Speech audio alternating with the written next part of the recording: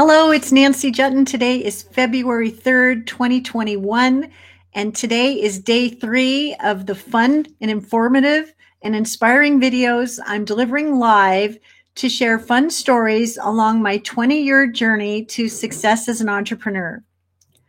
Success is not a straight line. There are ups, there are downs, there are potholes, there are missing pieces.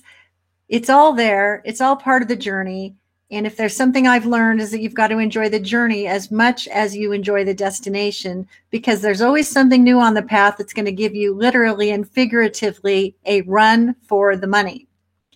Today, what I'm talking about is how to pull a rabbit out of the hat when you think that it's impossible. To what lengths will you go to pull success out of a hat? That's a really interesting question. If you're joining me live, go ahead and post a hello or a comment or something like that so I know you're here, because it's always so much fun to know who's calling and to be able to engage with you live. So to what extent are you willing to go to the wall to make it happen? So I want to tell you a very personal, very transparent story that I hope will give you great hope and confidence and also inspire you. So first, let me say that me and my mom weren't always the best of friends. It was a very challenging relationship. And I'm sure there are plenty of you out there that have felt the same way. I don't think she ever really understood what I did for a living. She didn't ask me many questions. She didn't take much interest. I think that's why all these years it's been such a core value for me to see, hear, celebrate, guide, support my clients. Because if you could be seen, heard, and understood, you can turn your message into magic and you can smile all the way to the bank. I think not being seen or heard or paid much attention to as a kid really did affect me, but I've turned that wound into a blessing that becomes a great gift for my clients who get the help they need in perfect timing. So mom didn't really get what I did. She didn't understand it. And is technology her favorite thing? Nope. And is technology my favorite thing? Not by a long shot. So here's what's happening. I was learning for all the gurus about how to lead a webinar, teleclass, and this was about 4 years ago, maybe 5. As it turned out, I had attracted 1,250 registrants to come to one of my teleclasses. I think that was a record for me, 1,250.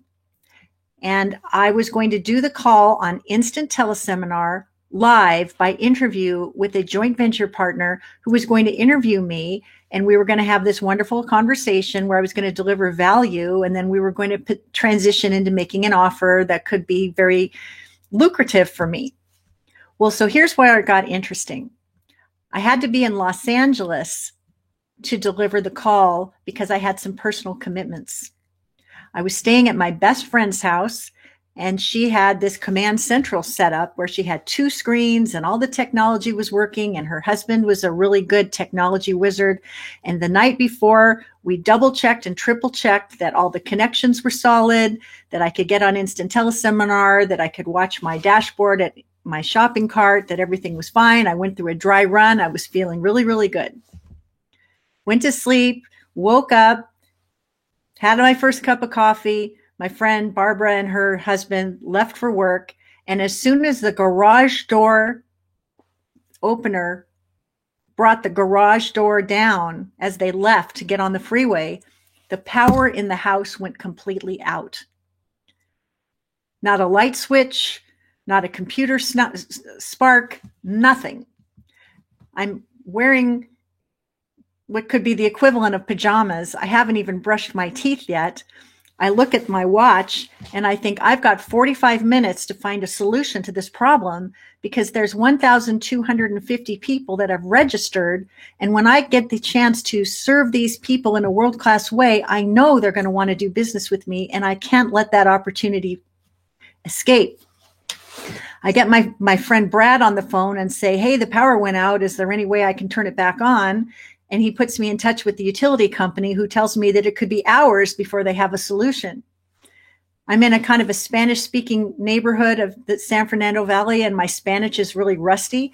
And I'm trying to find a hotel that might have an access point for me, and that proves to be unfruitful. So what do? I remember that my 85-year-old mother lives about 10 miles down the road. And I'm thinking, I wonder if my mother can help me pull a rabbit out of the hat so I can get this thing squared away. I call my mom. Hey, Mom, I'm in town. How are you? Oh, I'm good. Just curious, do you have internet connection today? Well, I don't know. Let me check. So she meanders to her computer and she says, yeah, I can get on. I said, I have a really big favor. Could I please come over to your house and do a call from your computer? I can be there in about 20 minutes. She said, sure, come on over. Shh. It's rush hour. I'm praying for a reverse commute. I get in my car. I honestly don't remember if I brushed my hair or my teeth. I couldn't remember what I was wearing. Thank God it was going to be a teleclass and not a video. But I power down the road. I get to the house with 5 minutes to spare. Turns out the cleaning crew is at my mom's house running the vacuum. Oh my God, the walls are paper thin. I say to her, may I please request that the vacuum gets turned off until I leave this room? So they had the cleaning people work on something else while I was on the call. My mom brings me a plate of toast and a cup of coffee, and she says, good luck, whatever you're doing. I said, thanks, Mom. I'm so grateful. So I get on the phone, and my host is there. Hey, Nancy, how are you?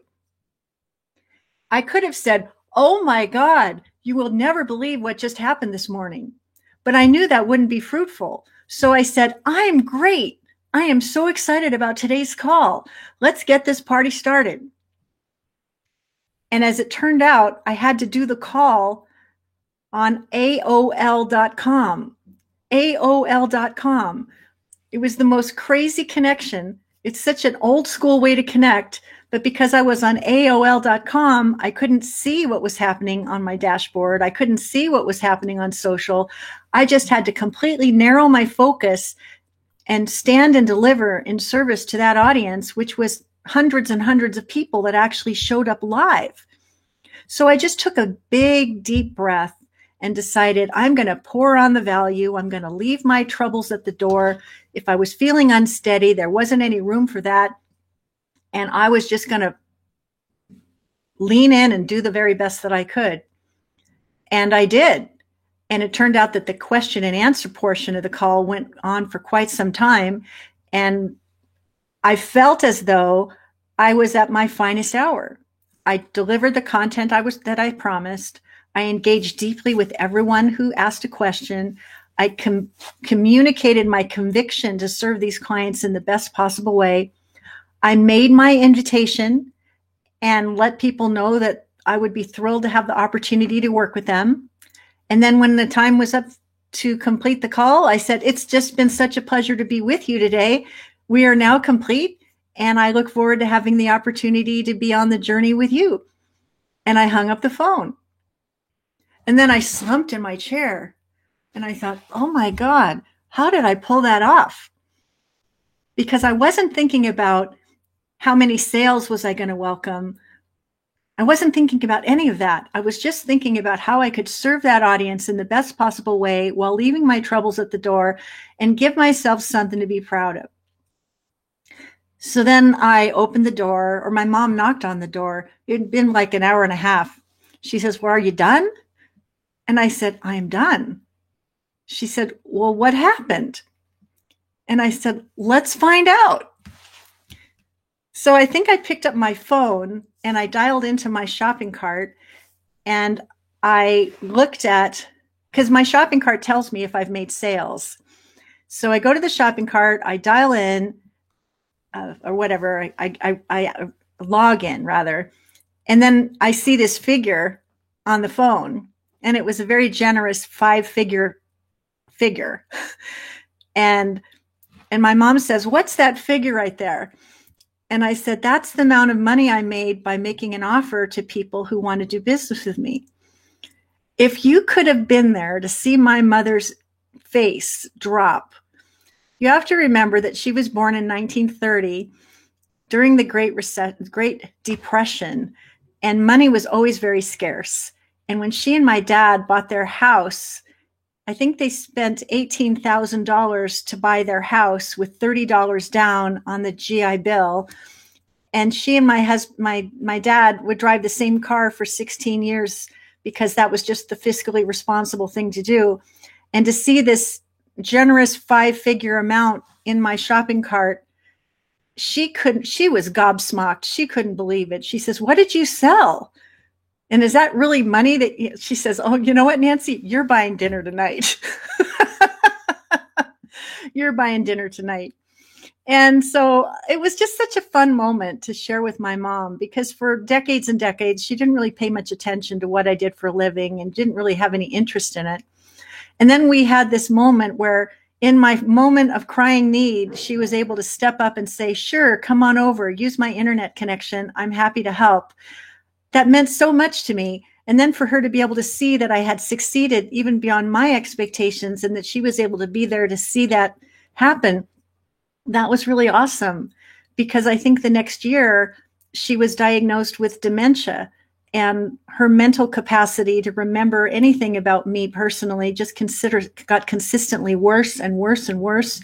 And we really didn't have much more to say to each other because the illness just took so much away that there wasn't really much to talk about. So that particular moment where I pulled a rabbit out of the hat is particularly meaningful to me along my 20-year journey, because I was able to share a moment with my mom that's an abiding memory for me still today. Getting a little weepy talking about it. That's sort of unexpected. And there was something else that happened during the call that was kind of exciting. A lot of times I talk about how you need to behave and believe as if the most important person is going to be on the phone or listening to you, and that something wonderful could happen. I'm delivering this call as if there's only one person listening, and I'm pouring the value and making it happen and doing my thing. And it turned out that a woman named Maria Lynn Johnson was listening. And she reached out in a chat message, and she said, "I am so impressed by the manner in which you delivered that webinar." Gosh, I'm getting all weepy here. I'm so impressed by the way that you delivered that webinar. I'm writing a book. I'd like you to be in it. I write back, "What's the title of your book?" First, I say, "Thank you so much." Always say thank you. And then she says, "The title of my book is The World's Greatest Speakers, Insider Secrets on How to Engage and Move Your Audience to Action." She said, "Based on what I saw today, I want you to write a chapter for this book." And I said, "Well, is there a fee to participate?" She said, "No, I'm curating the experts that I want to be in this book." I said, "Who else is in the book?" She says, "Brian Tracy, Lisa Sasevich, Susie Orman, the financial advisor. We've got a couple of world champion Toastmasters in the book. And I want you in the book." And I said, "Well, what would you like me to write about?" She says, "I want you to write about how to rock your virtual presentations, because based on what I saw today, there's nobody better." And it still makes me laugh, because if she knew the backstory about what happened for that particular virtual presentation, boy, that could have been a whole different chapter. But I think what's really cool about it is that out of the 1,250 people that registered, this author with a specific project was tuning in. She felt as though I was talking directly to her. She thought the value I was delivering was powerful, to the point that she invited me to be part of a very perfect initiative for me to have my name attached to. And how prophetic that I was writing about making virtual presentations rock 4 or 5 years ago, long before the COVID-19 situation became everybody's big disruption and everybody's new reality. So if you haven't yet purchased your copy of The World's Greatest Speakers, Insider Secrets to Move Your Audience into Action, you can go to Amazon and buy a copy today and read all the insights that you will gain from these amazing speakers, of which I am so honored to be one of them. So there's just another fun story about how I wanted my result enough to do whatever it takes to get the result that I wanted.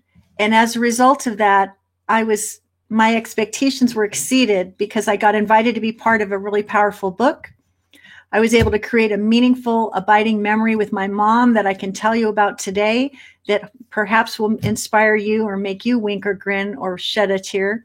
And there's one other thing that I want to demonstrate here is that when I got on the phone with Maria Lynn Johnson and was selected to write a chapter for this book, I'm always thinking about how I can reach back into my network to invite other people to get to participate in things that I'm invited to play in. My question to Maria was, are you satisfied that you have all the perfect experts you need, or is there room for one more? Her answer was, there's always room for one more, especially if it's someone really fabulous. May I make an introduction? I asked. Yes, please. So I reached back and invited my good friend, Bill Stainton, to be a chapter contributor. Bill Stainton has been a friend of mine and a champion and an advocate for decades, and I have been for him as well. As it turns out, we've never done business with each other. We just have such powerful respect for each other that we end up helping each other out in the clutch moments and in the joyful moments. And he is a National Speakers Association Hall of Fame speaker who talks about creativity and innovation. And what do you know? Bill Stainton's chapter is in the book too. So if you are invited to be in a project like a collaborative book project, or you are invited to be a guest on a podcast or a broadcast, always ask when the microphone goes silent or when the news at hand has been discussed. Thank the person for the opportunity and always ask, would you like to be introduced to someone who could contribute mightily to the success of your project? And if you have someone that you can introduce, by all means do that, because the good energy that you bring forward to that person, to that project, is going to exponentiate the impact that happens. And there's always going to be a blessing or a mitzvah that's going to come back to you because you were generous in that moment. So I'm just looking at the comments here. Bettina says, hello. Love that you leave your troubles at the door. Someone says, you do rock, Nancy, in memory of your mom, sending you an embrace. Thank you so much. So have you ever worried about whether the tech monsters were going to take you down? Another lesson from my 20 years is plan for that. And I'll give you an example. Last September, I led the Be the Podcast Dream Guest 5-day challenge. And that was going to be me delivering 5 specific trainings over 5 specific days on a specific time every day of the week with the intention of enrolling people into my next level program. I was worried that the tech would take me out. And so what did I do? I pre-recorded the trainings ahead of time. On day 1, I did day 1. A day or 2 later, I did day 2. A day or 3 later, I did day 3, and so on. And when it came time to deliver the training on the specified days that it was scheduled, I had a choice. I could either drop the YouTube link in at the appointed time and know that the message was nailed and that was going to run as scheduled, or I could wing it and go live if I felt so inspired. And as it turned out, the pre-recorded videos I was so pleased with that I made a pivot. And what I did is I went live before the call, I dropped the training, and then I came on live at 3 o'clock every day to engage, check out people's homework, and keep people excited. What gave me confidence is knowing that the training was in the can. I knew I was covering my points, and if something were to happen with technology, I wasn't going to have that 11th hour scramble of getting on the freeway and driving down to say, hey, Mom, can you save me? I had a backup plan. So if you worry that tech is going to take you out, have a backup plan and have a recording in the can so that you can roll it out if you need to. That's been a huge lesson for me. If you're feeling unsteady, practice. If you are, those are just a couple of thoughts that come to mind. So I hope you enjoy these stories that I'm telling and that they give you value and inspiration. I'm here to tell you that that was 5 years ago and people were doing launches with teleclasses and instant teleseminar. And here we are a few years later and everyone's using Zoom or YouTube or a 5-day challenge. If tech is something that takes you out, listen, I get it. I understand it. But we've got to lean into it and we've got to find a way to manage because it's not going away. And just as soon as you manage the thing that you're doing now, there's going to be some cool, hip, new thing that's come around the bend that's going to be the new, hip, cool thing that everybody's doing. So no matter where you are in your journey or however old you are chronologically, just take an attitude of gratitude and have some fun and have a light touch and say, well, look at me. I get to learn how to do Facebook Live. Look at me. I get to learn how to do Zoom. Look at me. I get to learn how to do a 5-day challenge. I mean, whatever it is that's working today, if you want to continue to be of service and contribution and stay relevant, learn to stay relevant. So I've got plenty of more value to add and plenty more stories to tell. And I'll be back tomorrow at 1:00 to give you a few more inspirational stories. But I also want to invite you and I to do business together. Because it's my 20th anniversary of doing business, I am extending a 20% tuition advantage to every purchase that you make during the month of the month of February 2021. I would love for you to visit getknowngetpaid.com, and that's my website, and you can go to the Let's Work Together tab to see what's in store.